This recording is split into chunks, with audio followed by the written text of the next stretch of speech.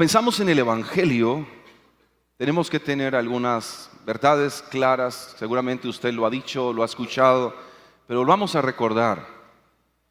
El Evangelio, aunque pareciera que lo es, no es una religión organizada. El Evangelio, aunque pareciera ser un sistema de creencias, el Evangelio es más que un sistema de creencias. Aunque el Evangelio parece que es un estilo de vida, el Evangelio es mucho más que un estilo de vida. El Evangelio no es una manera de vivir. En palabras del escritor Rod Bell, es la mejor manera de vivir. Es la mejor manera que tiene el ser humano para vivir. Y diríamos, sí, el Evangelio es la única manera que el ser humano tiene para vivir.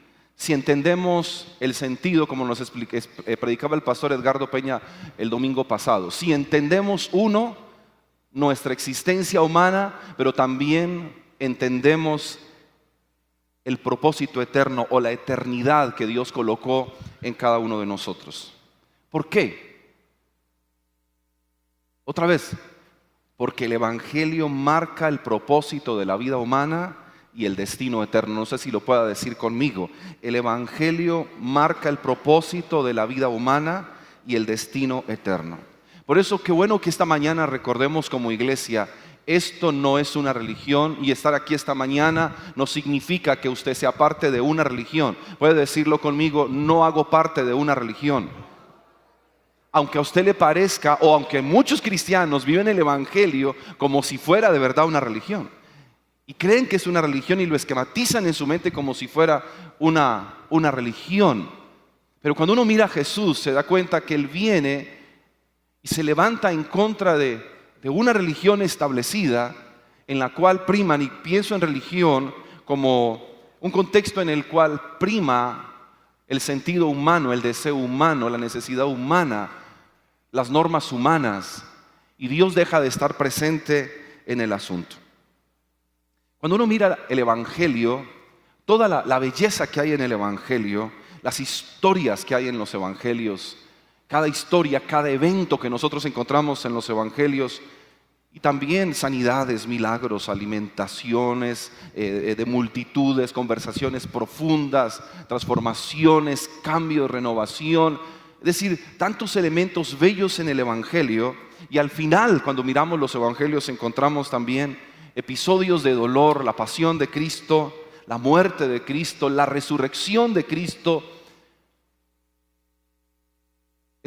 Estaba leyendo y estudiando un poco el Evangelio de Mateo, lo terminé hace más o menos 2 semanas, y me quedé con el final, y quiero iniciar una serie de 3 domingos que voy a reforzar los miércoles también. Los últimos versículos del Evangelio de Mateo, porque me vuelvo y me encuentro con un texto que obviamente al ser parte del final, entonces ya tiene ese sabor concluyente del Evangelio como tal. Pero no solo encuentro que tenga el sabor concluyente de una etapa, sino que al mismo tiempo esa conclusión le está dando inicio a una etapa que todavía no ha terminado, que es el tiempo en el que nosotros estamos. Y me refiero a Mateo capítulo 28, versículo 18, cuando Jesús dijo: toda potestad me es dada en el cielo y en la tierra. Ya se encuentra con sus discípulos en el lugar asignado. Jesús les había dicho que después de la resurrección se encontrarían en Galilea. Ellos no están en Galilea, pero el Señor insiste que se van a ver en Galilea. Se encuentran en Galilea. Unos adoran a Jesús porque creen, otros lo hacen con cierta incredulidad. Pero en ese contexto, después de la resurrección, Jesús dice: toda potestad me es dada en el cielo y en la tierra. O se me ha dado toda autoridad en el cielo y en la tierra. Se me ha dado la autoridad en el cielo y en la tierra. Y creo que este texto, de alguna forma, es la esperanza perdida en Génesis capítulo 3. Para mí, que Jesús diga: se me ha dado toda autoridad en el cielo y en la tierra, es la voz de esperanza con que se pudo vivir el Génesis capítulo 3 en medio de la desesperanza, cuando el ser humano le entrega esa autoridad delegada por Dios para señorearse a Satanás. Pero que ahora en el Evangelio escuchemos que Jesús dice: yo tengo la autoridad, yo tengo el poder. Creo que eso es extraordinario, y no sé cómo sería el momento en que los discípulos lo están escuchando. Escuchar que el resucitado dice: tengo el poder y tengo la autoridad, cuando ellos han estado en medio de el poder político bajo el imperio romano, controlados, dominados, subyugados, explotados, humillados. Pero luego escuchar que su Mesías, que ha resucitado, dice: yo tengo el poder. Creo que de alguna manera puede minimizar en la mente de ellos el hecho de, o sea, que el poder no está en el imperio romano. O sea, que el poder ahora no está en todo este contexto religioso judío en el cual ellos se están moviendo. Eso significa que el poder del resucitado ha vencido el poder de la religión y el poder político. Y creo que ellos lo entendieron también, que por eso no tuvieron miedo a enfrentarse de ninguna manera ni al imperio romano ni a los principales sacerdotes de la ley judía. Y estuvieron dispuestos a morir aún en manos de ellos, porque alguien les había dicho, alguien clave en la historia del Evangelio, que es el centro del Evangelio, el personaje del Evangelio, Jesús mismo, al decir: toda autoridad me ha sido dada en el cielo y en la tierra. Y es que ese poder fue exactamente el que venció la muerte, el que venció el pecado, ese poder que venció a Satanás, ese poder que Jesús dijo que Él había recibido del Padre, esa autoridad que ha recibido ahora, para a través de Jesús y en Jesús crearse un nuevo tipo de humanidad. Ahora entonces lo que llamaríamos iglesia, un nuevo tipo de humanidad, que vive con unos estándares dados por quien dijo: yo tengo el poder, pero que nosotros muchas veces ignoramos. Y yo creo que el gran problema nuestro es cuando el Evangelio y todo lo que tiene que ver con iglesia, nosotros lo vemos exactamente eso, una religión. Y empezamos a ver todo esto como una religión, y creo que ahí es donde nos perdemos. Creo que tienen razón muchos cuando dicen: yo estoy cansado de esta religión. Y qué bueno que usted se canse de la religión evangélica. Sería lo mejor que nos podría pasar si algún día usted dice: me cansé de la religión evangélica. Porque si usted se cansa de la religión evangélica, entonces está teniendo la mejor oportunidad de conocer al que dijo: a mí se me dio el poder y toda autoridad. Si usted está empezando a cansarse de la religión evangélica, yo creo que va por muy buen camino. El camino que lo puede llevar a conocer a quien usted y yo fuimos llamados o escogidos también para conocer. Páginas después, terminado Mateo y terminado el Evangelio y continuando la historia antes de la ascensión, Jesús dijo: yo les voy a dar poder y vendrá sobre ustedes el Espíritu Santo. Hechos capítulo 1 versículo 8. Ustedes recibirán poder. ¿Recibirán qué? Poder, autoridad, cuando el Espíritu Santo descienda sobre ustedes, y entonces ustedes serán mis testigos. Serán. Tiene que ver con ser antes que con el hacer. Por eso he titulado la predicación de esta mañana: el poder de ser y hacer. El poder de ser y hacer. Si estamos hablando de que Dios nos está ubicando en ser lo que Él dice que tenemos que ser, parte de esa iglesia misional y generacional. Entonces, para poder nosotros entender esa misión que el Señor nos ha entregado, necesitamos ubicarnos en el origen de esa misión. Y creo que el final de los evangelios y el inicio del libro de los Hechos, creo que nos ubica exactamente en el origen de la misión que nosotros como iglesia hemos recibido. Y necesitamos entender cuál es nuestra misión. ¿Por qué? Porque cuando usted y yo logremos comprender cuál es nuestra misión, entonces podremos explicar muy bien cuál es nuestra misión. Cuando nosotros podemos entender y explicar la misión, no solamente lo podremos explicar, sino que también vamos a poder vivir en el marco de esa misión. Y no quiero que esto se convierta sencillamente en una frase que está escrita en nuestros sobres de diezmos, en los abatibles, en la publicidad, en las redes sociales. Y somos una iglesia misional y generacional, pero no tenemos ni la más remota idea de qué se trata esto. El miércoles les hablaba acerca de que ser una iglesia misional es entender que la primera misión en la que yo tengo que trabajar es en mi propia vida, que antes de ir yo tengo que haber venido y venir para ser transformado y ser lo que Dios dice que yo tengo que ser y convertirme en quien Él dijo que yo me debo convertir para entonces cumplir también la misión afuera. Para entender la misión, mi misión, otra vez necesito ubicarme en el origen de la misión. La entiendo, la explico y así mismo la puedo vivir. Según este texto, hablando de misión, le preguntaría, ¿cuál cree usted que es la base, el fundamento, la plataforma de nuestra misión?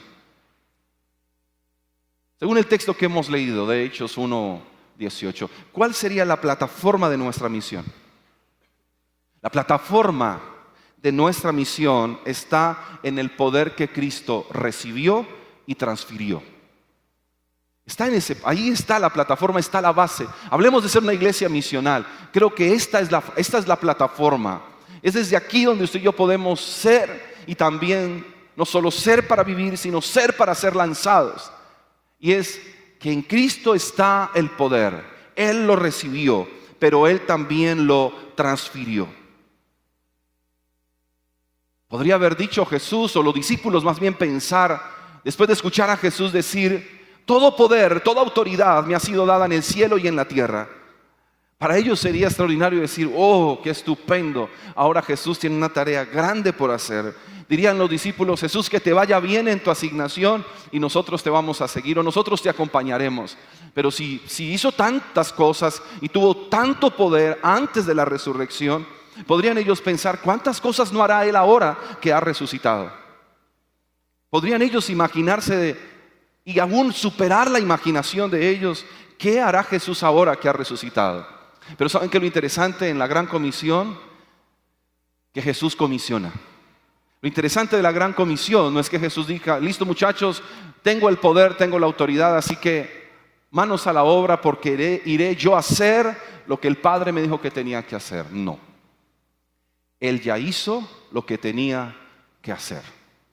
Por eso el versículo siguiente, versículo 19, comienza diciendo, por lo tanto, en consecuencia de, porque a mí se me dio el poder y la autoridad, dice Jesús, porque yo tengo el poder, porque a mí me fue dado, por eso ahora ustedes van a ir. Ese por lo tanto tiene la connotación de transferencia. En consecuencia que tengo yo el poder, ahora ustedes van a recibir el poder. Ahora ustedes van a recibir la autoridad. La pregunta que si uno se hace es si como iglesia realmente nosotros vivimos como discípulos que tenemos ese poder, o más aún, si nosotros hemos entendido que se nos transfirió un poder. Si usted y yo comprendemos que estar en el Evangelio, escúcheme bien, qué interesante es esto, porque cuando hablamos del Evangelio decimos nosotros que hemos recibido a Cristo como nuestro único y suficiente Salvador, y esto es verdad y es correcto, que hemos recibido al Señor como nuestro Rey, como nuestro Señor y como nuestro Dios. Sí, quien tiene el poder de venir y transformar nuestras vidas e intervenir nuestras vidas en el aquí y en el ahora, y nos prepara desde aquí y ahora para vivir la eternidad con Él. Y eso está perfecto, pero escúcheme también, ¿sabe qué es el Evangelio? ¿Sabe qué es creer en el Evangelio? ¿Sabe qué es vivir el Evangelio? Es vivir en el poder que nos fue transferido. Se nos transfirió un poder, se nos transfirió una autoridad que nosotros no sé si ignoramos, desconocemos, no apreciamos, no le damos relevancia, pero creo que para nosotros Mateo, y nos quedamos mucho en Mateo 28:19, yo creo que no podemos desligar el versículo 19 del versículo 18. Toda autoridad me fue dada en el cielo y en la tierra. Por esta razón, por lo tanto, ahora ustedes vayan y hagan discípulos. Solo quiero preguntarle si usted es consciente del poder que actúa. Hechos 1:8 dice, ustedes recibirán poder cuando venga sobre ustedes el Espíritu Santo. Y puedo preguntar esta mañana, ¿quiénes de ustedes están plenamente seguros que tienen el Espíritu Santo? Estamos seguros que tenemos el Espíritu Santo porque hemos creído. Efesios 1:13 creo que es muy claro cuando Pablo escribe a esta comunidad y le dice que porque escuchamos, oímos, creímos, recibimos el Espíritu Santo, y el Espíritu Santo es la garantía de que estamos salvos. Pero no es solamente venir y ser la habitación del Señor y la casa del Señor en un contexto idílico y romántico, sino démosle la fuerza que tiene la palabra en nosotros. Nos dieron poder. Eso nos debería convertir a nosotros en discípulos ¿de qué? ¿Discípulos de qué? De poder. ¿Discípulos de qué? Pero yo no estoy hablando de poder para controlar a otros. Yo no estoy hablando del poder para dominarle la vida a los demás. Yo no estoy hablando de poder para manipular a los demás. Yo no estoy hablando de poder para colocar a otros bajo mis pies y subyugar. Yo no estoy hablando de un poder, escúcheme bien, no un poder que me da posición, sino de un poder que me da una asignación. Es el poder que me da una función para cumplir dentro de la iglesia. Pero cuando nosotros no entendemos para qué se nos fue dado el poder, hacemos mal uso del poder y nos volvemos abusivos del poder. Pero cuando entiendo que el poder que el Espíritu Santo me dio a mí es para luego ir, entonces estaríamos siendo una iglesia mucho más dinámica, una iglesia agresiva en la extensión del reino. Y usted no sería seguramente el tipo de empleado que es, o el tipo de jefe que es, o el tipo de esposo, esposa, padre, hijo o ciudadano que es. No, seguro que sería algo mucho mejor. Seguro, si nosotros logramos entender, tengo el poder de Dios. Escúcheme esto. Si usted y yo logramos entender el poder de Dios que actúa en nuestras vidas, no viviríamos en los líos que vivimos y no nos la pasaríamos llorando por lo que nos la mantenemos llorando. No viviríamos tan ocupados de la vida del otro. En otras palabras, no estaríamos desaprovechando el tiempo. Soy portador del poder de Dios. Dele valor a esta frase, por lo tanto, en consecuencia de, en razón de, ustedes tienen el poder. ¿Por qué no mira al que está a su lado y le dice, oye, que tú y yo tenemos el poder? Y esto no es decir, es que tengo el sartén por el mango para dominar y controlar. No, es que la presencia de Dios está en mi vida, está en mí. Por lo tanto, vayan ustedes que tienen el poder. Vayan ustedes porque les estoy impartiendo este poder.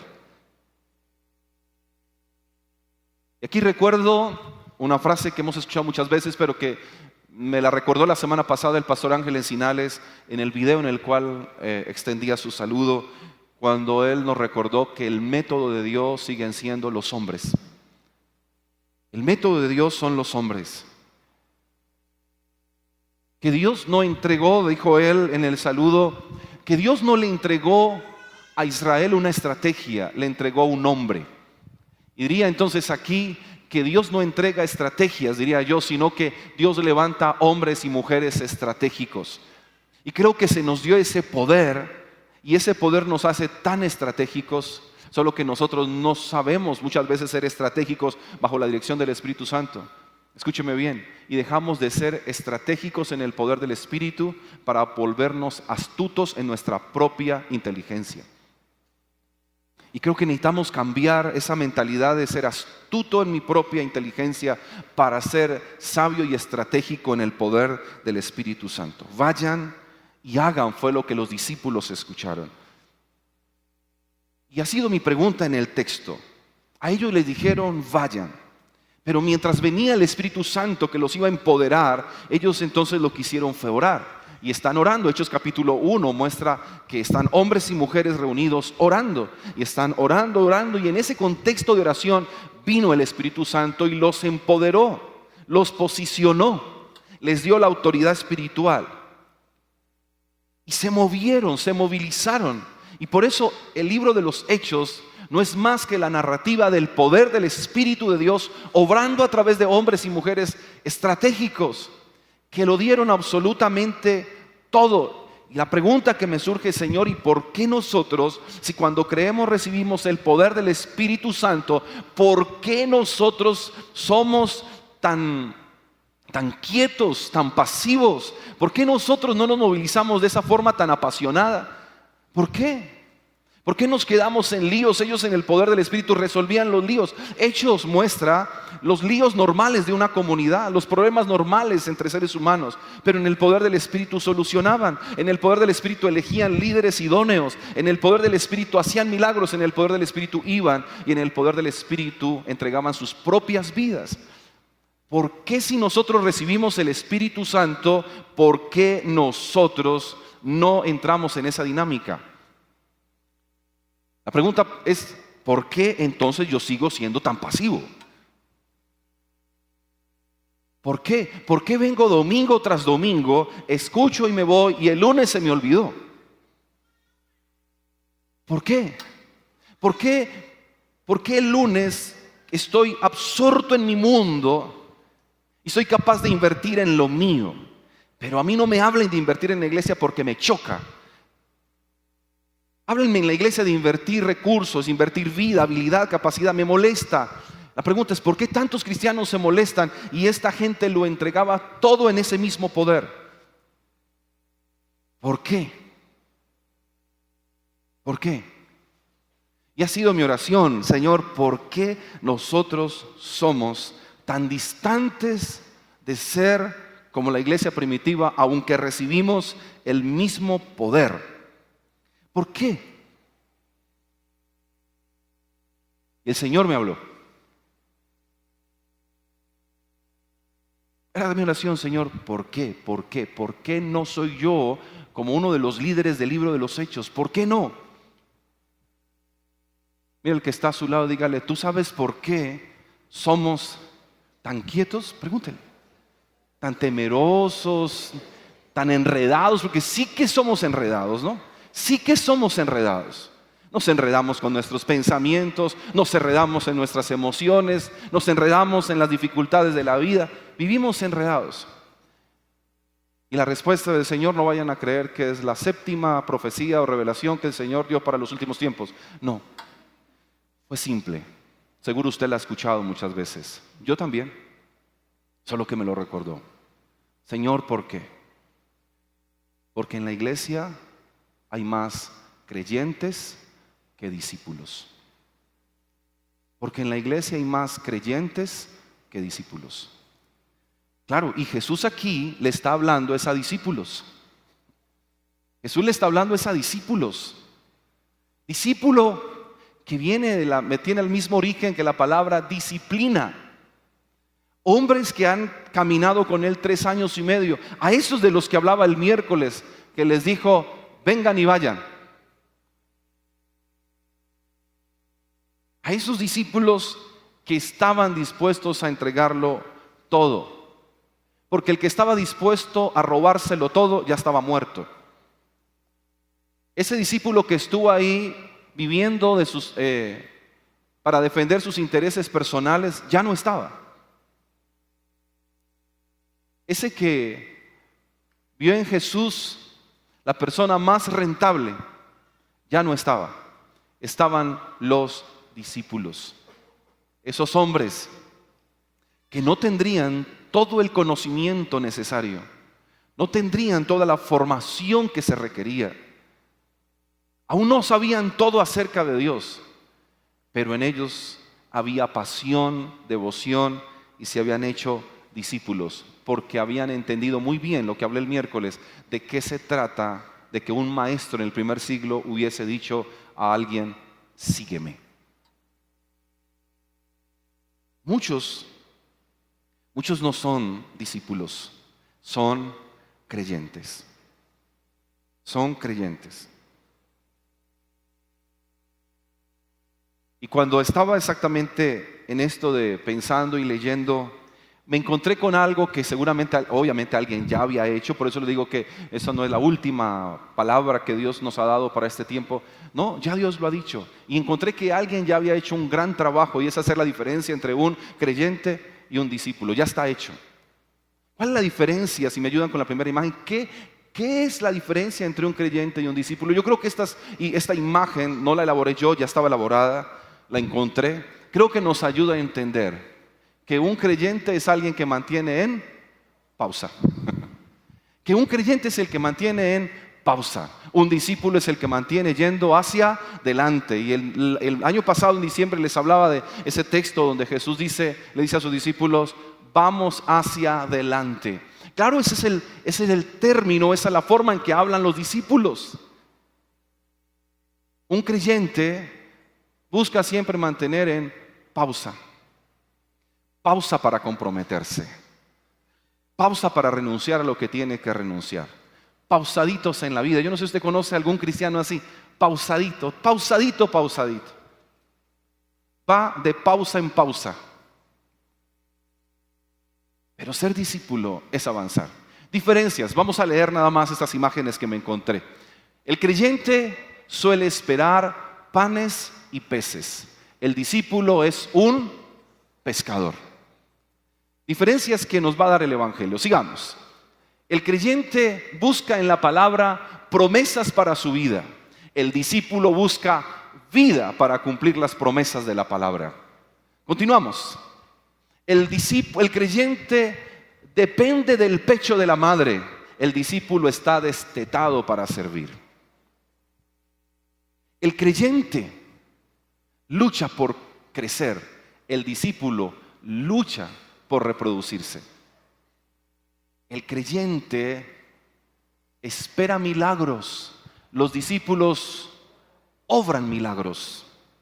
El creyente entrega parte de sus ganancias. El discípulo entrega parte de su vida. Los creyentes aún están trastornados por el mundo. Los discípulos trastornan el mundo. Los creyentes destacan llenando el templo. Los discípulos se hacen para conquistar el mundo, su mundo del que hablaba el miércoles. El creyente espera que se le asignen las tareas. El creyente es solícito a asumir responsabilidades. Creo que esas son una de las tantas diferencias que hay entre un creyente y un discípulo. Y a la luz del texto me quedaría con el hecho de que un creyente es aquel que aún no ha entendido qué significa haber recibido el poder de Dios, que se le haya transferido el poder de Cristo. Un creyente es el que no ha entendido que tuvo una transferencia de Cristo a nosotros, que no es una cosa lo que se nos entregó, no es algo lo que nos dieron, fue alguien que vino a habitar en nosotros y ese es el Espíritu Santo. Y aún no sabemos, muchos cristianos, para qué se nos dio el Espíritu Santo. Algunos, porque creen que el Espíritu Santo se nos dio solamente para mantener la garantía de que estoy salvo y poder desde mi espíritu proclamar Abba Padre. Otros creen que el Espíritu Santo se les dio para hacer manifestaciones externas de los dones espirituales. Otros que se nos dio el Espíritu Santo para vivir en el fruto del Espíritu. Seguramente las tres anteriores son válidas a la luz de la Escritura. Pero también se nos dio el Espíritu Santo, escuchen, para poder venir a Él. Porque nadie de nosotros pudo venir al Señor si no fue porque el Espíritu Santo nos trajo hacia Él. No creímos porque nosotros decidimos. No elegimos nosotros, Él nos eligió. Y el Espíritu nos atrajo. Y si usted y yo creemos en el Evangelio es porque el Espíritu Santo nos llevó a creer. Así que el Espíritu es el que vino y nos atrajo hacia Él. Pero también es el mismo Espíritu que viene ahora para que nosotros vamos por Él. Vamos por Él. Un creyente, escuche bien, un creyente es el que cree que solo con venir un domingo en la mañana es suficiente para vivir su fe. Un creyente es aquel que no tiene ningún problema en ausentarse de la iglesia un mes, 2 meses. Eso es un creyente. Un discípulo jamás lo va a hacer. No, un discípulo de Cristo no hace eso. Eso lo hacen los creyentes. Es decir, que creen en Jesús, que creen en la iglesia, pero no viven en el poder de Cristo. ¿Qué es un creyente? Un creyente es alguien que cree en la Biblia, pero un creyente es aquel que si en la empresa le dan la papaya de robar, roba. Eso es. ¿Qué es un creyente? Un creyente es el que ahora en las fiestas de Navidad parrandea, se emborracha y hace hasta para vender, pero ven en enero como que nada pasó. Eso es un creyente. No hay un carácter de discípulo. Un creyente es aquel que sabe que le debe ser fiel a su esposa, pero se acuesta con la compañera de trabajo. Y la iglesia tiene muchos creyentes. Un creyente es el que cree que no tiene ningún problema en acostarse con su novia o su novio. Muchos creyentes.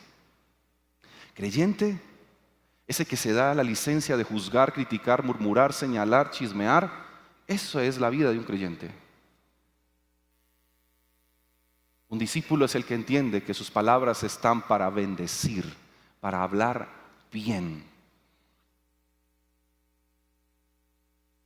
Discípulo es el que escucha que el Evangelio dice que nos tenemos que comprometer, pero se hace el de la vista gorda y el del oído sordo. Discípulo creyente es el que ve y lee el Evangelio, pero lo acomoda a su manera. Hace que el Evangelio trate de entrar en sus estándares personales. Discípulo es el que deja que el Evangelio le transforme de adentro hacia afuera. Alguien se podría estar preguntando, ¿y cómo me hago un verdadero discípulo? ¿Cómo me hago un verdadero discípulo? Bueno, quiero invitarlo para el próximo miércoles, es hacer la predicación del próximo miércoles. En 35 minutos trataré, a la luz de un texto, poder explicar cómo Jesús nos dice a nosotros que podemos convertirnos en discípulos. ¿Quiere volverse usted un discípulo? ¿Quiere pasar de creyente a discípulo? ¿Quiere pasar de ser alguien que cree que tiene el poder a vivir en el poder de Cristo? Le invito, venga este miércoles a la reunión y estudiemos juntos la palabra. Que la gran comisión que nosotros tenemos es ser discípulos. Es decir, escúcheme, que a los que vinieron a Cristo entiendan perfectamente que el Evangelio le dice ahora vayan. Que a los que ya vinieron se les dice vayan. Que a los que ya entraron se les dice salgan. Salgan. Para ser hombres y mujeres que vamos y salimos y expresamos el poder de Dios. No creer como creyentes que porque hago buenas obras, que porque hago obras de caridad, obras de misericordia, porque atiendo al necesitado es suficiente, eso lo hace un creyente.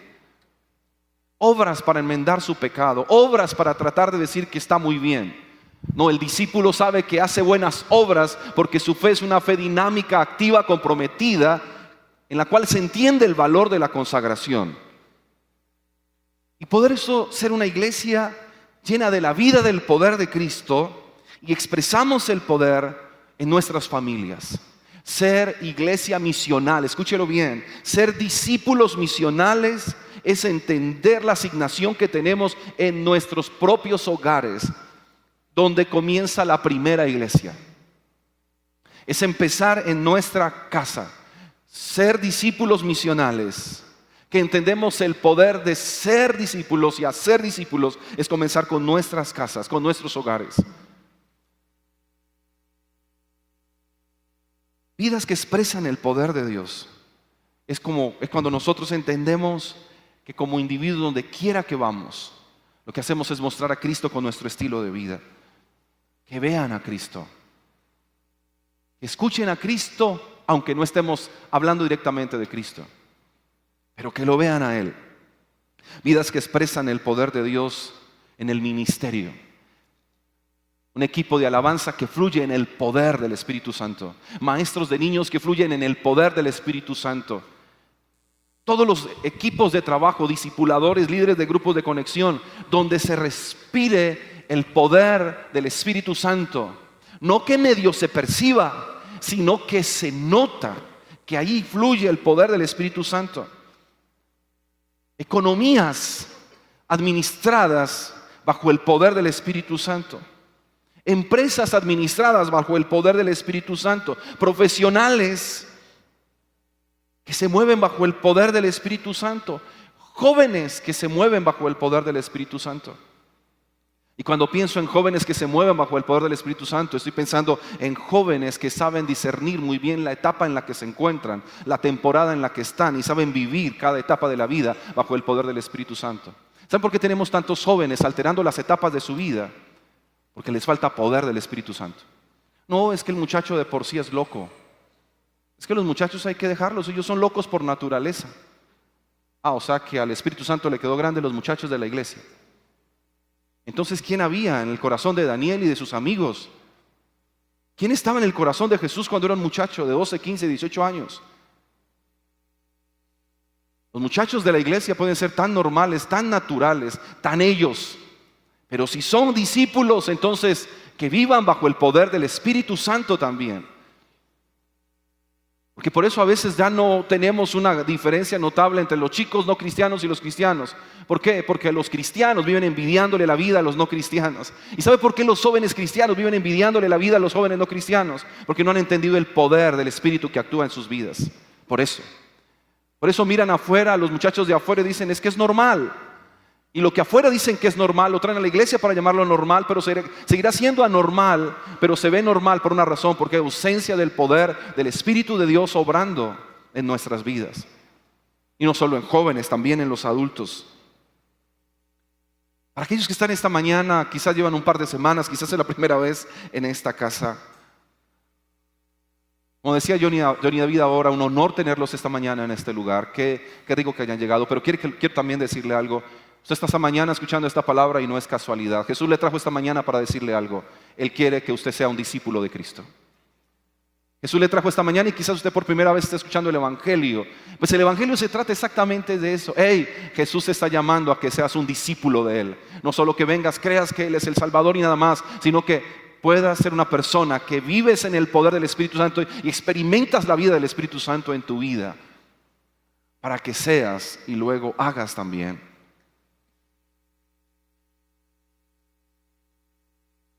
Comisionó a los que eran discípulos. Creo que Jesús se movió de la forma en que la iglesia se mueve. Esta fue una predicación que di hace mucho tiempo acerca de los círculos de compromiso que rodearon a Jesús. La Biblia, los evangelios mismos nos van a mostrar a Jesús haciendo ministerio con multitudes.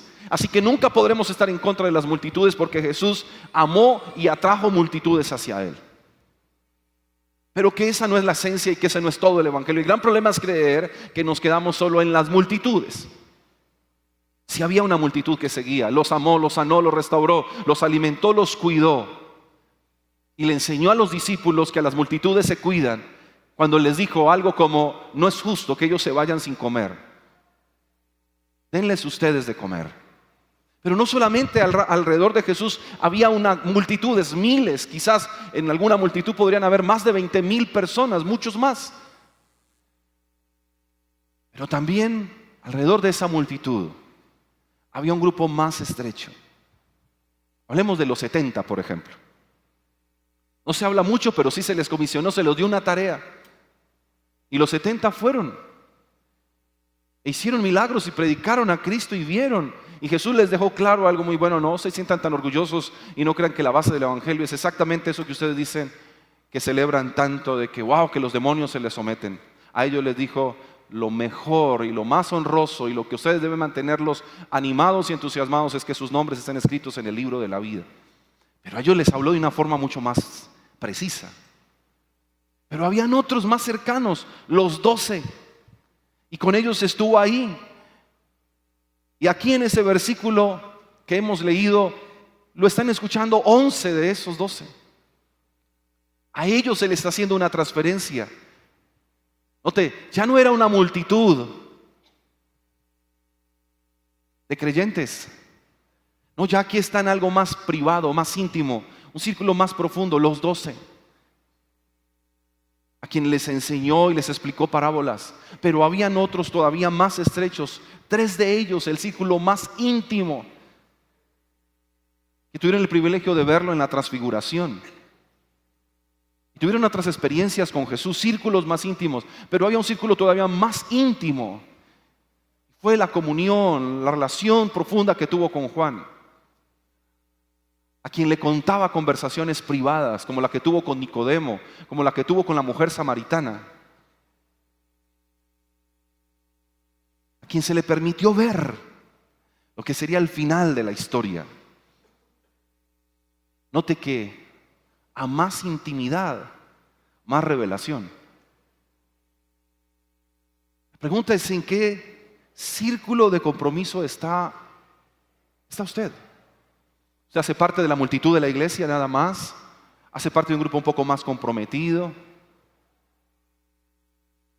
Usted está entre esos íntimos que entienden el poder de recibir la transferencia del poder del Señor. Necesitamos nosotros recordar que recibimos el poder para ser transformados y recibimos el poder para ir y hacer discípulos. Es un compromiso personal. Ir es un compromiso personal. Pero también tenemos un compromiso corporativo como iglesia. Una iglesia que debe salir, que debe salar. Una iglesia que debe ser testimonio. Una iglesia que entiende: todo poder le fue dado en el cielo y en la tierra. Por lo tanto, yo debo ir y hacer discípulos. Ser una iglesia misional es comprender el poder que tenemos para hacer discípulos, y salir y hacer discípulos. Creo que necesitamos hacer una corrección ahí, por favor. Ser una iglesia misional es comprender el poder que tenemos para ser discípulos y salir y hacer discípulos.